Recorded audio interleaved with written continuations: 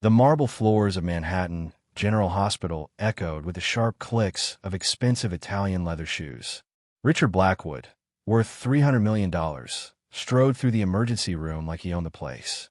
His tailored Armani suit, worth more than most people's monthly salary, seemed to announce his arrival before he even spoke.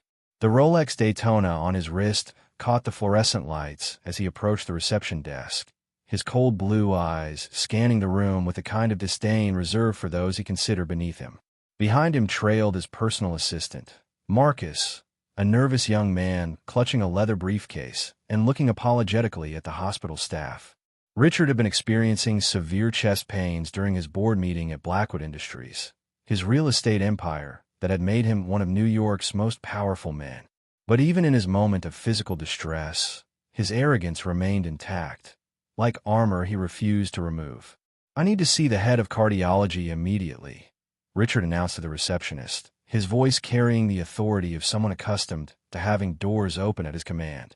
"I don't have time to wait in line with these people."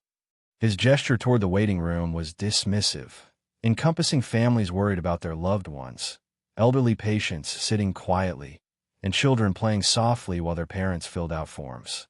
The receptionist, a kind-faced woman named Patricia who had worked at the hospital for 15 years, looked up from her computer screen.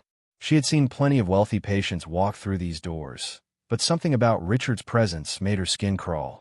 There was a coldness in his eyes that went beyond mere impatience or fear about his health. It was the look of someone who had never been told no, someone who believed the world existed solely for his convenience.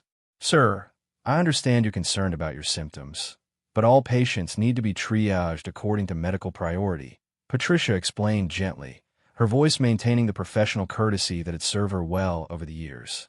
"Dr. Williams, our head of emergency cardiology, is currently with another patient, but she'll be able to see you as soon as possible." Richard's face flushed red, and not from his chest pains.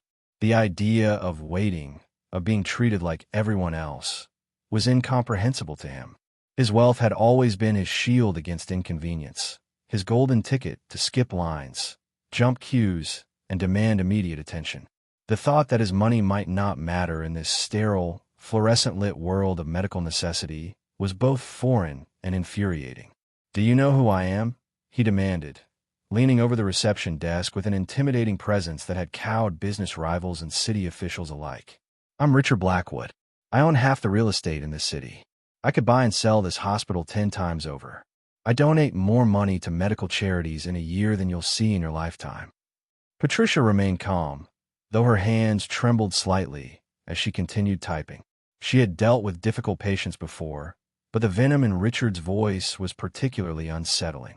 "Mr. Blackwood, I understand you're upset, but medical care isn't based on financial status. Every patient receives the same standard of care regardless of their background." The waiting room had grown quiet, other patients and their families now watching the scene unfold. Some looked uncomfortable, others angry at the display of entitlement they were witnessing.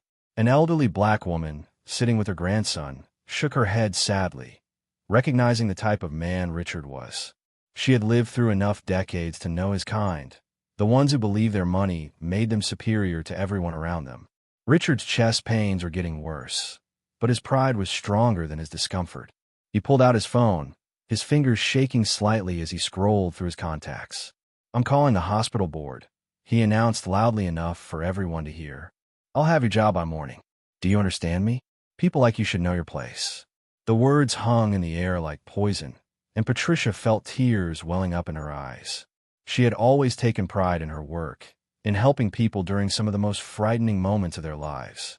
To be threatened and demeaned simply for doing her job according to hospital protocol was devastating. Other staff members had started to notice the commotion, including security guards who were slowly making their way toward the reception area.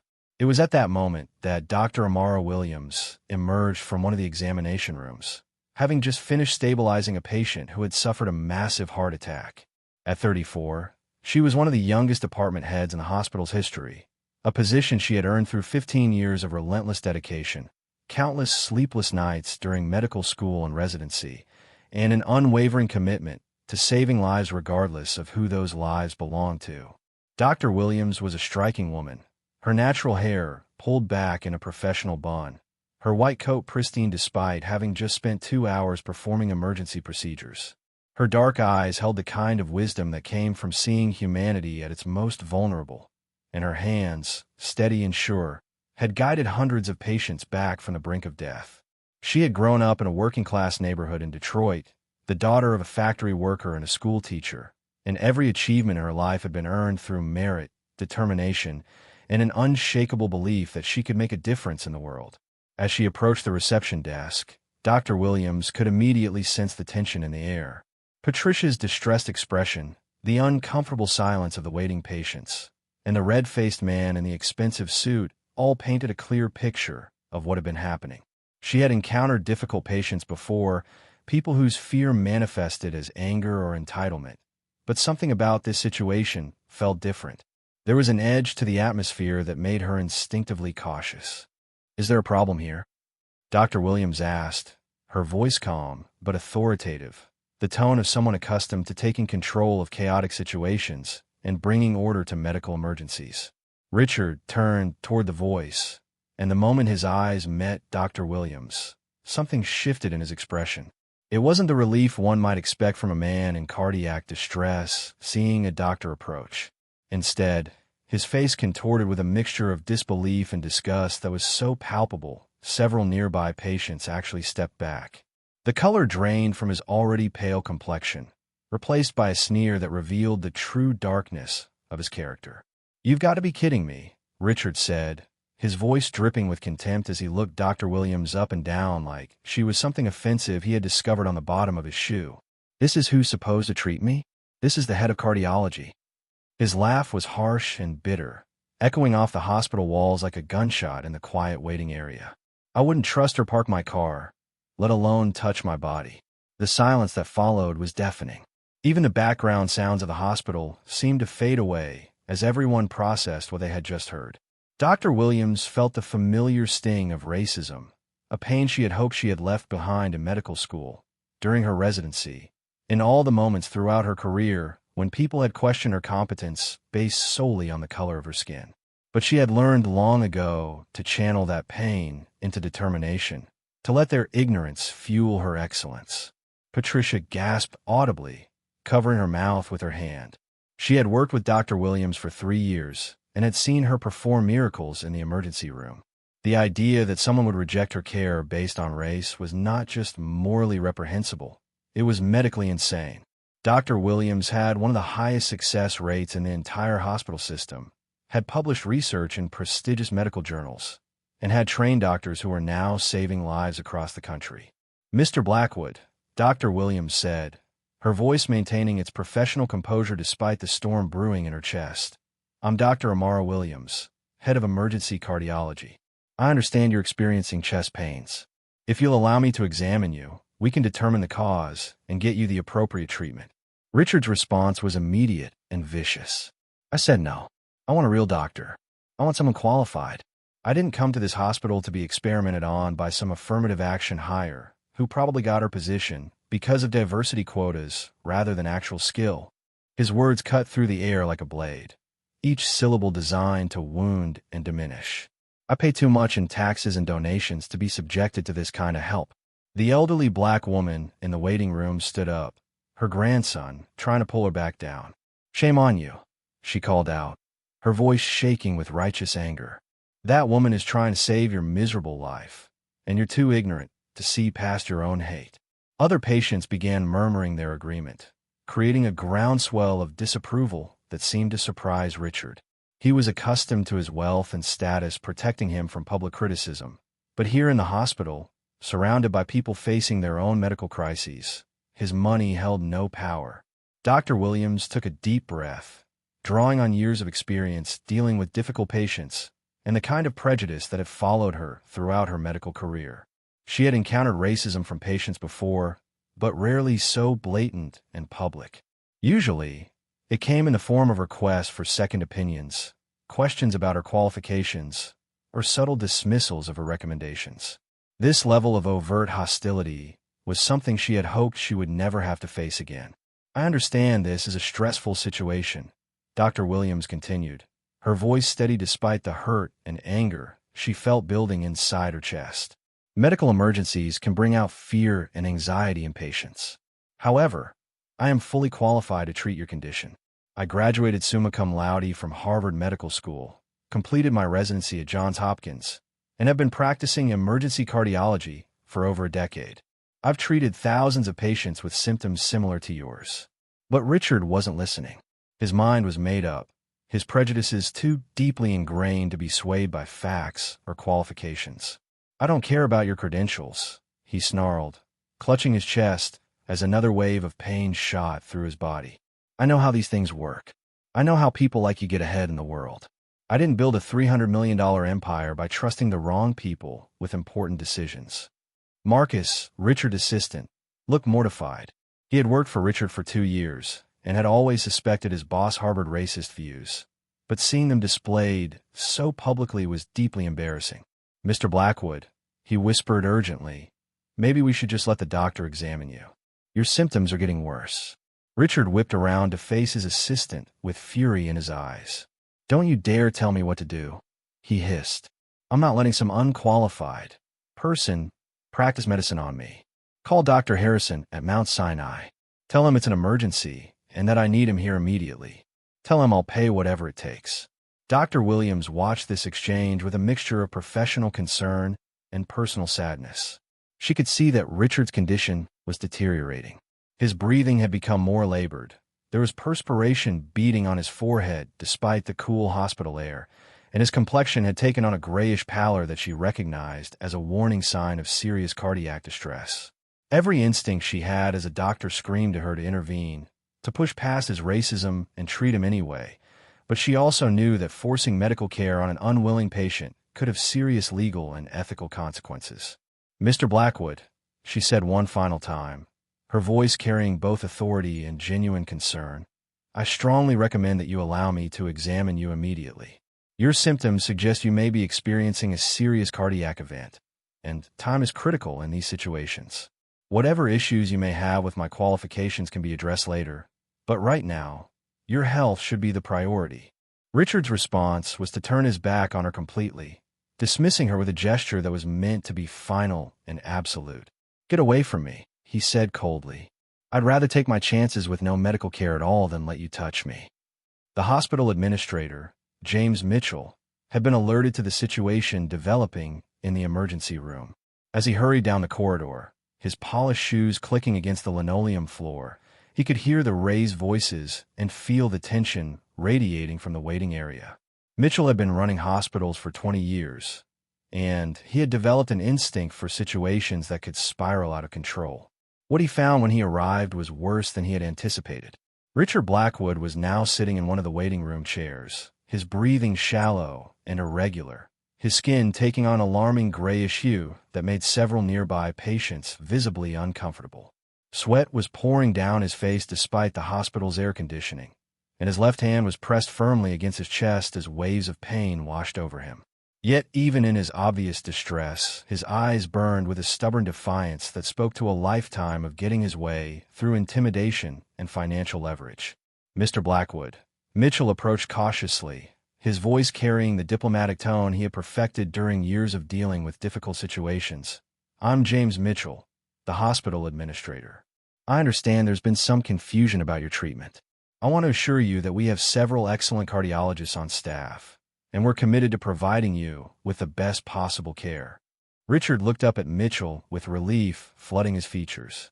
Finally, someone who understood his position, someone who recognized his importance, and would make sure he received appropriate treatment. Thank God. Richard gasped between labored breaths. Someone with sense. I need you to get that woman away from me and bring me a real doctor. I don't care what it costs. I'll pay double, triple the usual rates, but I want someone qualified, someone with proper credentials from a good family background. Mitchell's expression tightened almost imperceptibly. He had hoped that Richard's objections to Dr. Williams were based on some misunderstanding about her qualifications, or perhaps a personality conflict. But the references to proper credentials and good family background made the racial motivation crystal clear. As a hospital administrator, he had dealt with discriminatory patients before, but rarely someone so wealthy and potentially influential. Sir, I need to be very clear about something, Mitchell said, his diplomatic tone beginning to show cracks of frustration. Dr. Williams is not just qualified. She's one of the most respected cardiologists in the Northeast. She graduated at the top of her class from Harvard Medical School, completed her residency at Johns Hopkins with the highest honors, and has published groundbreaking research in cardiac emergency medicine. She has saved more lives in this emergency room than any other physician in our 20-year history. But Richard was beyond reason. The combination of physical pain, emotional stress, and deep-seated prejudice had created a perfect storm of irrationality. "I don't care about her resume," he wheezed, his voice growing weaker but his resolve remaining firm. "I know how these things work. I know about quotas and diversity hires. I've built my fortune by making smart decisions about who to trust, and I'm not about to change that policy now, especially when my life is on the line." Dr. Williams had been watching this exchange from a respectful distance, her heart heavy with the familiar weight of discrimination. She had dealt with racist patients before, but something about Richard's situation was particularly troubling, not just because of his blatant prejudice, but because she could see that his condition was rapidly deteriorating. The symptoms he was displaying suggested he was experiencing a major cardiac event, possibly a massive heart attack, and every minute that passed without treatment decreased his chances of survival. She approached Mitchell and spoke quietly, her voice urgent but controlled. "Mr. Mitchell, we need to discuss this patient's condition privately. His symptoms are consistent with an acute myocardial infarction, and his refusal to accept treatment is putting his life in serious danger." Mitchell nodded gravely and gestured for Dr. Williams to follow him to a nearby consultation room. Once they were alone, she continued with a clinical precision that had made her one of the hospital's most trusted physicians. His EKG patterns, combined with his physical presentation, strongly suggest he's having a massive heart attack. His blood pressure is dropping, his oxygen saturation is declining, and he's showing signs of cardiogenic shock. If we don't intervene in the next 30 minutes, he's going to die. What are our options? Mitchell asked, though he already suspected the answer would be limited and problematic. Legally and ethically, we cannot force treatment on a competent adult patient who refuses care, Dr. Williams explained, her voice heavy with frustration. Even if that refusal is based on racial prejudice, we can try to convince him, we can explain the consequences of his decision, but ultimately, if he's deemed mentally competent to make medical decisions, we have to respect his choice, even if that choice is likely to kill him. Mitchell ran his hand through his hair, a gesture that betrayed his stress despite his professional demeanor. What about bringing in another cardiologist? Dr. Peterson is on call tonight, and he might be able to convince Mr. Blackwood to accept treatment. Dr. Williams shook her head sadly. Dr. Peterson is currently in surgery, and even if he could get here, it would take at least 45 minutes. Based on Mr. Blackwood's current condition, I don't think he has that long. His cardiac enzymes are off the charts, and his vital signs are indicating massive tissue death in his heart muscle. Every minute we delay treatment, more of his heart dies. The two medical professionals stood in silence for a moment, both grappling with the ethical and practical implications of the situation. They were witnessing a man choose death over receiving life-saving treatment from a black doctor, and there was very little they could do to prevent the tragedy that was unfolding. Meanwhile, back in the waiting room, Richard's condition continued to worsen. Other patients and their families watched in horrified fascination as one of New York's most powerful men slowly succumbed to his own prejudices. The elderly black woman who had spoken up earlier approached Marcus, Richard's assistant, her expression a mixture of pity and frustration. "Young man," she said gently, "you need to talk to your boss. That doctor is trying to save his life, and he's too foolish and hateful to see it. Don't let him die because of his ignorance." Marcus looked at Richard, who was now slumped in his chair, his breathing becoming more labored with each passing minute. The assistant had watched his boss make countless business decisions over the years, had seen him negotiate multi-million-dollar deals with ruthless efficiency, but had never seen him make a choice that was so clearly self-destructive. "Mr. Blackwood," Marcus said urgently, kneeling beside his employer's chair, "please reconsider. Your condition is getting worse. Maybe we should just let the doctor examine you." Richard's response was barely a whisper, but it was filled with the same venom that had characterized his earlier outbursts. "Never," he managed to gasp. "I'll die before I let that woman touch me." The tragic irony of his words hung in the air like a death sentence. He was, quite literally, choosing to die rather than accept help from someone he considered beneath him, and everyone in the waiting room could see that his stubborn pride was leading him toward exactly the fate he had inadvertently predicted. 20 minutes had passed since Richard's initial refusal, and the atmosphere in the emergency room had taken on the heavy, oppressive quality of a death watch. Dr. Williams had returned from her consultation with the administrator, her face a mask of professional composure that barely concealed her inner turmoil. She had taken an oath to do no harm, to preserve life wherever possible, and watching a patient die from treatable conditions because of racial prejudice was tearing at her very soul. Richard's condition had deteriorated dramatically. His skin had taken on a bluish tinge around his lips and fingernails, a condition called cyanosis that indicated his body wasn't getting enough oxygen. His breathing had become so labored that each inhalation seemed to require tremendous effort, and his eyes had begun to take on the glassy, unfocused look that medical professionals recognized as a sign of impending cardiac arrest. Yet even as his body failed him, his prejudice remained intact, a poison that was literally killing him from the inside out. Marcus had been frantically calling every contact in Richard's phone, desperately trying to find a white cardiologist who could reach the hospital in time.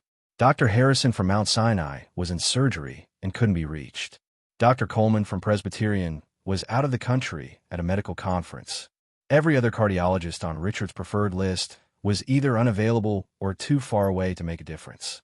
With each failed phone call, Marcus could see his boss slipping further away, and the weight of helplessness was crushing him. "Sir," Marcus pleaded, his voice cracking with desperation, "I can't reach any of the doctors you wanted. Dr. Williams is here. She's qualified. She can help you right now. Please, just let her examine you." Richard's response was little more than a raspy whisper, but his words carried the same toxic stubbornness that had defined his entire life. "I'd rather die with dignity than live knowing she touched me." Each word was separated by labored breaths, but his conviction remained unshakable.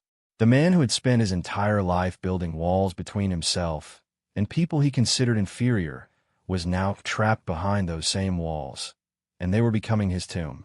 Dr. Williams approached slowly, her heart breaking as she watched a human being choose death over accepting help from her.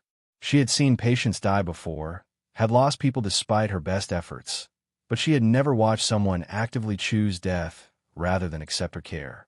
The professional in her understood that she had to respect patient autonomy, but the human being in her was screaming to intervene, to push past his racism and save his life anyway.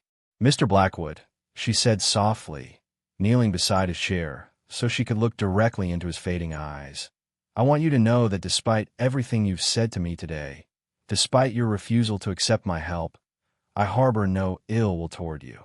I became a doctor to save lives, all lives, regardless of who those people are or what they believe. If you change your mind, even for a second, I will do everything in my power to help you." For just a moment, something flickered in Richard's eyes.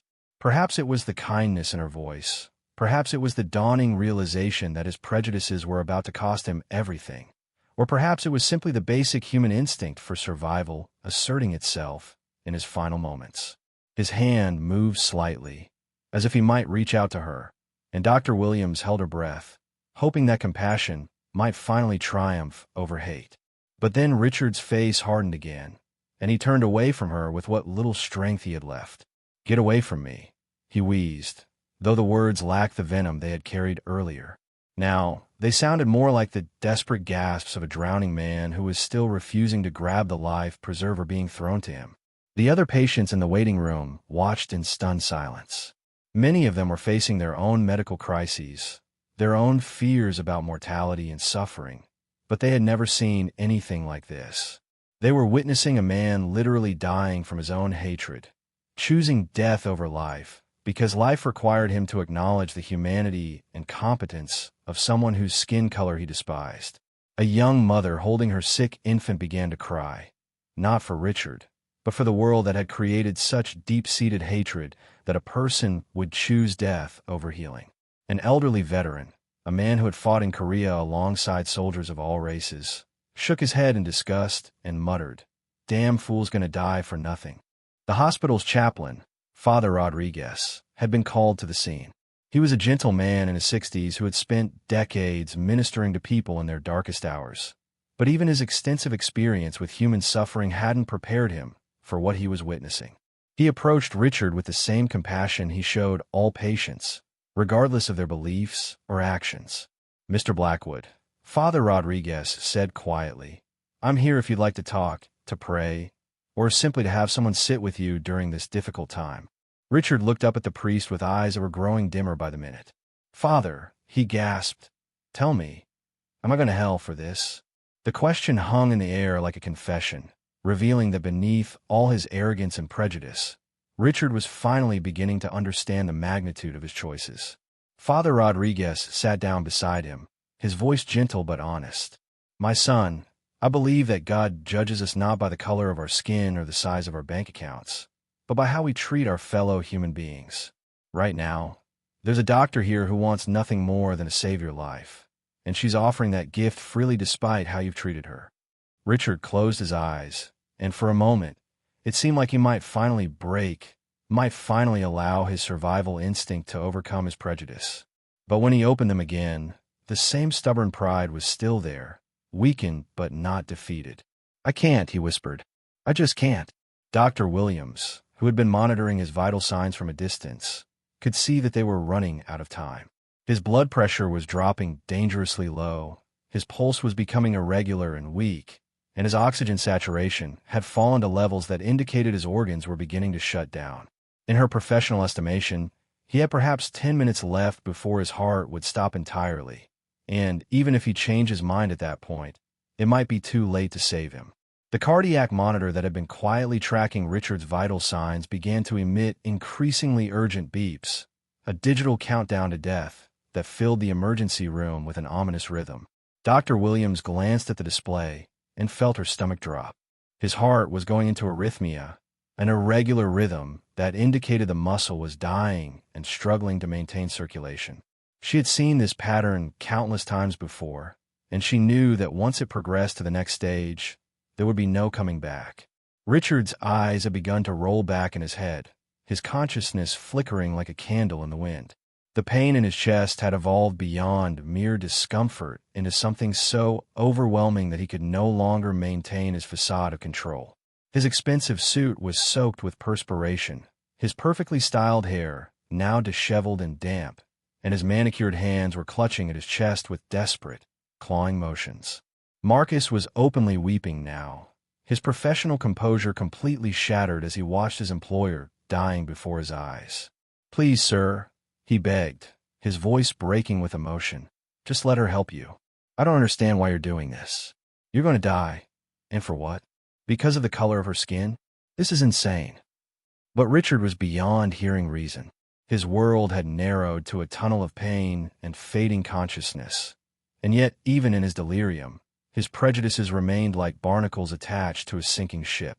He had built his entire identity around the belief that people like Dr. Williams were inferior, that his wealth and whiteness made him inherently better than others.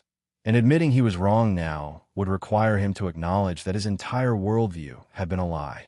The waiting room had become a theater of human drama that no one wanted to witness, but no one could look away from.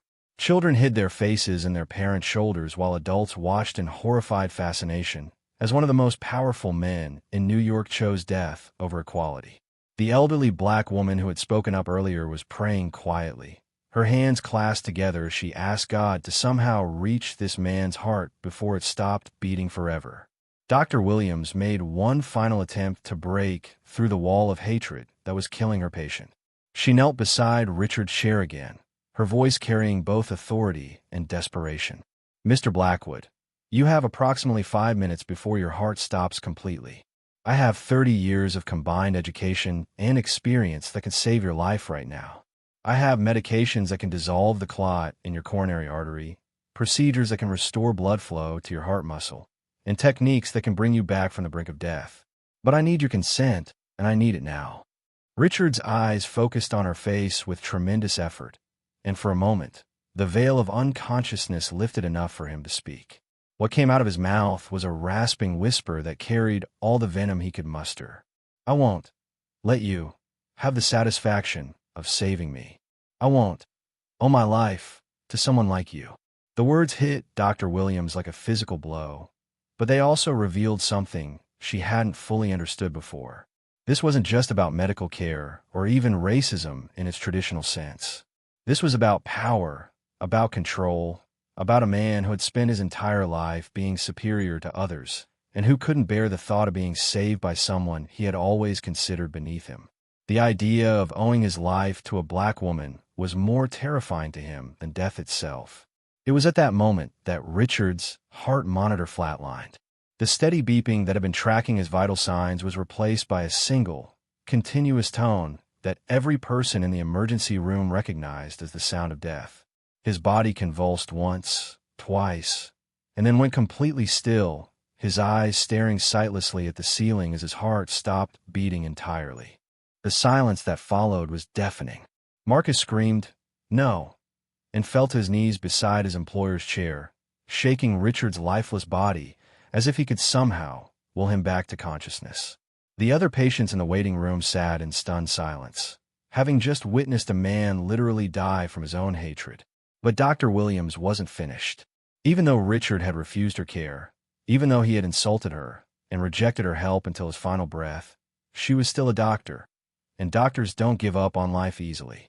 "Give me a crash cart now," she shouted to the nearby nurses, her voice cutting through the stunned silence like a knife.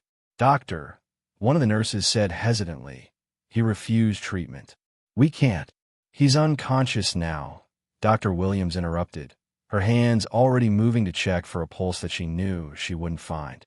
"He can't refuse treatment if he's not conscious to make that decision. We have a duty to attempt resuscitation on any patient who arrests in our facility unless they have a do not resuscitate order on file." The crash cart arrived within seconds, and Dr. Williams immediately began CPR, her hands pressing rhythmically against Richard's chest in an attempt to manually pump his heart. The irony was inescapable and tragic.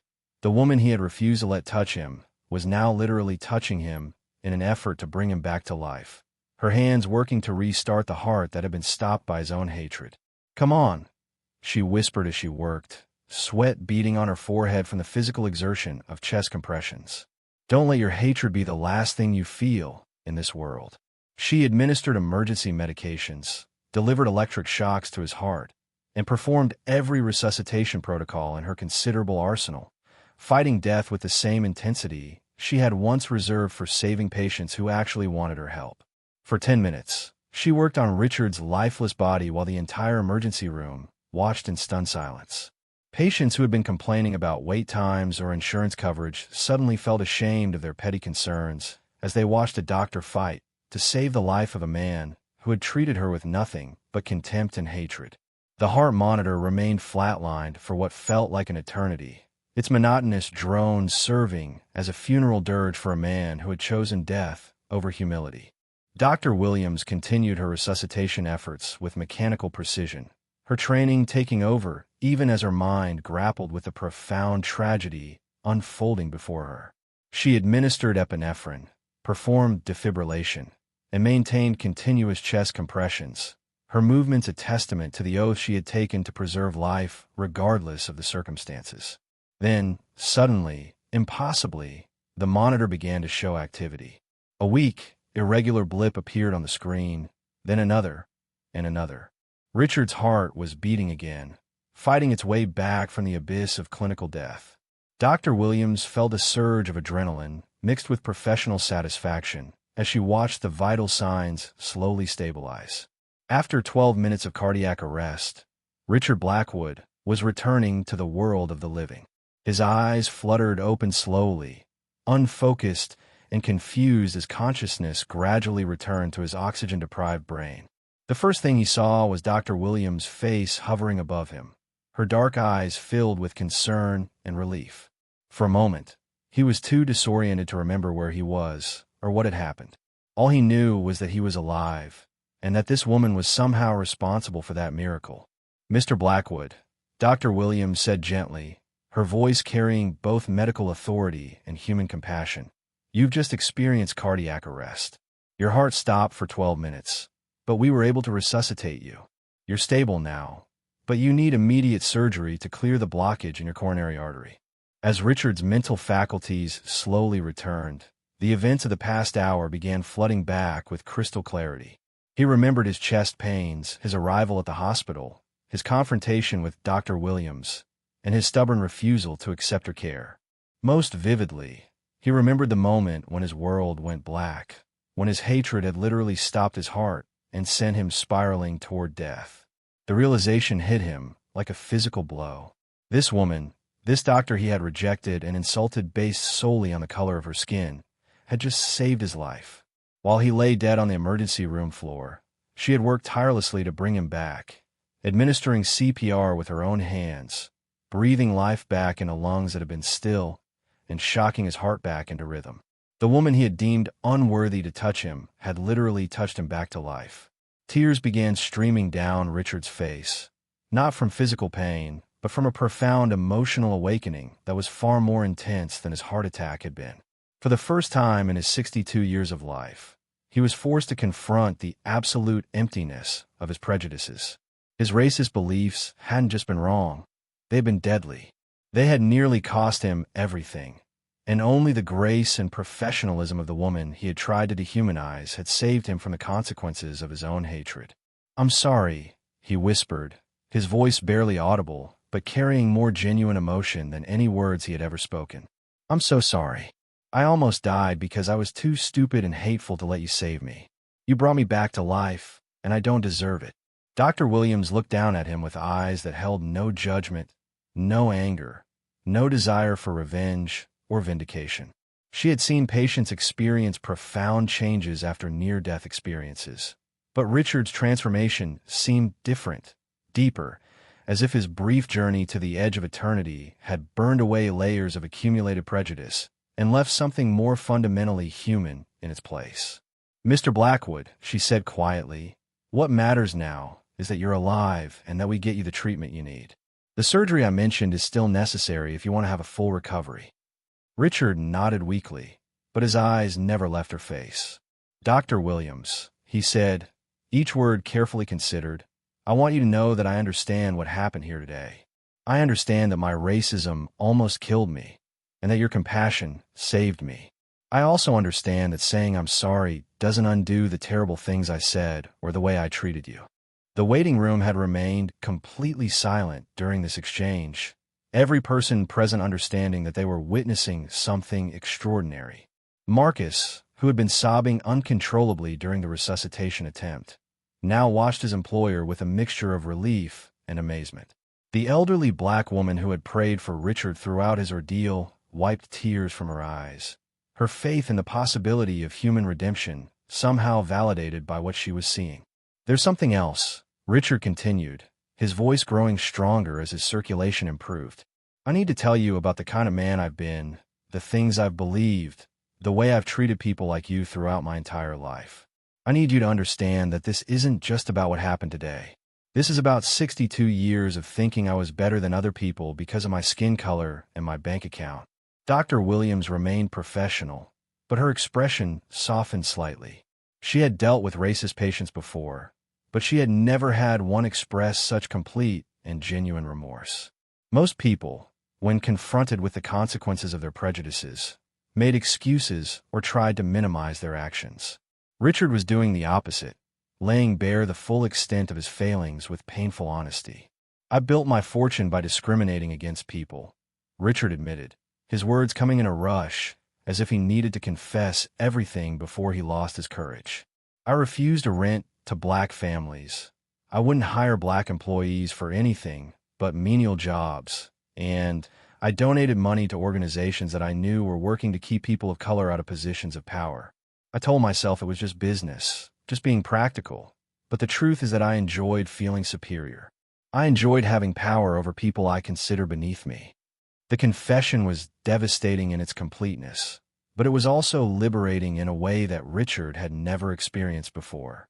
For the first time in his adult life, he was being completely honest about who he was and what he had done, and somehow that honesty was setting him free from the prison of hatred he had built around himself. And now, he concluded, his voice breaking with emotion, the person I spent my life considering inferior has proven to be more human, more compassionate, and more valuable than I ever was. You saved my life when I didn't deserve to be saved, and you did it without hesitation or condition. I don't know how to live with that knowledge, but I know I have to try. 6 months later, Richard Blackwood stood in the same emergency room where he had nearly died from his own hatred, but he was a fundamentally different man. The successful cardiac surgery Dr. Williams had recommended had repaired the physical damage to his heart, but the emotional and spiritual transformation that had begun on the day of his cardiac arrest had required much more extensive reconstruction. He had spent weeks in therapy, not just for his heart condition, but for his soul condition, working with counselors to understand how decades of privilege and prejudice had poisoned his worldview and nearly cost him his life. Today, he was here for a very different purpose. In his hands, he carried a check for $5 million made out to the Dr. Amara Williams Foundation for Medical Education, a scholarship fund he had established to help promising minority students pursue careers in medicine. But the money was just the beginning of his atonement. He had also personally recruited 12 of the brightest black medical students from across the country and was paying for their entire education, from undergraduate studies through medical school and residency. Dr. Williams emerged from an examination room, having just finished treating a young boy who had broken his arm falling from a bicycle. When she saw Richard waiting for her, a smile crossed her face. It wasn't the polite, professional smile she had given him on the day he nearly died, but a genuine expression of warmth and respect that had developed over months of watching him work to become a better human being. "Mr. Blackwood," she said, extending her hand in greeting, "how are you feeling today?" Richard shook her hand firmly, marveling as he always did at the steady strength of the fingers that had literally brought him back from the dead. "I'm feeling grateful, Dr. Williams. Grateful to be alive, grateful for the second chance you gave me, and grateful for the opportunity to try to make amends for the man I used to be." The transformation in Richard's life had been nothing short of miraculous. Within a month of his cardiac arrest, he had completely restructured his business practices, hiring a diverse workforce, and actively seeking out minority-owned contractors and suppliers. He had sold several properties to black families at below-market rates, personally apologizing to families he had previously discriminated against. Most dramatically, he had resigned from 3 country clubs and 2 charitable organizations when they refused to change their discriminatory membership policies. "I have something for you," Richard said, presenting the check with hands that no longer shook from arrogance, but from genuine emotion. "This is for the scholarship fund, but more importantly, I wanted to tell you about the first recipient." Dr. Williams looked at the check and felt tears welling up in her eyes. When Richard had first proposed creating the scholarship fund, she had been skeptical about his motives. She had seen wealthy people make charitable donations before as a way to buy forgiveness for their past actions without actually changing their behavior. But over the months, she had watched Richard's transformation with growing amazement and respect. "Her name is Keisha Thompson," Richard continued, his voice filled with pride as he spoke about someone he had never met, but whose future he was now invested in. "She's a 19-year-old pre-med student from Detroit, just like you were. She grew up in poverty, raised by a single mother who works 2 jobs to make ends meet.